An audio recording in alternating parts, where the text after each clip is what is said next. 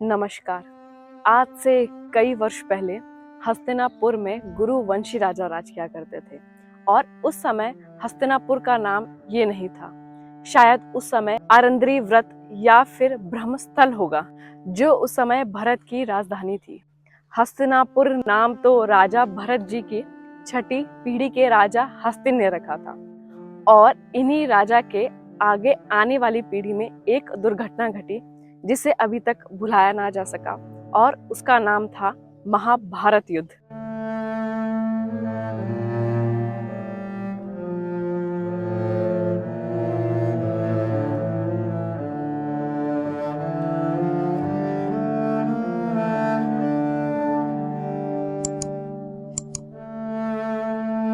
हस्तिनापुर में राजा प्रतीप का राज्य था।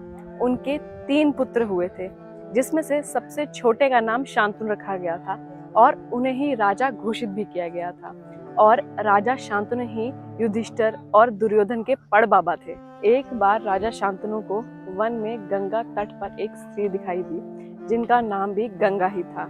राजा शांतनु जी उस पर मोहित हो गए और ब्याह करने की विनती जताई। बहुत कहने सुनने के बाद गंगा राजी हो गई, लेकिन उन्होंने राजा शांतनु से एक शर्त रखी कि वो उसके किसी भी कार्य में अड़चन ना दें। राजा शांतनु उन्हें ब्याह कर अपने यहाँ ले आए। उनके 8 पुत्र हुए, लेकिन गंगा माँ ने एक एक करके सभी को नदी में बहा दिया। लेकिन जब उनका 8वां पुत्र हुआ तब राजा शांतनु जी ने उन्हें रोका।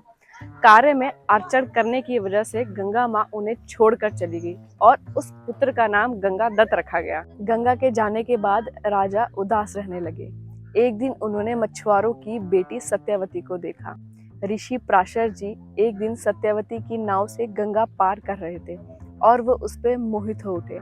उनका एक पुत्र भी हुआ, जिसका नाम कृष्ण द्वैपायन रखा गया, जो कि आगे चलकर वेद व्यास जी के नाम से जाने गए।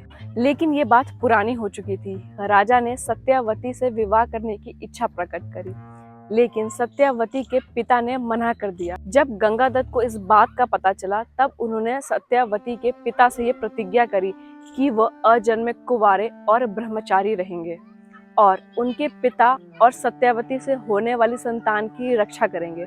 इस तरह राजा और सत्यवती का विवाह संपन्न होता है। शंभु।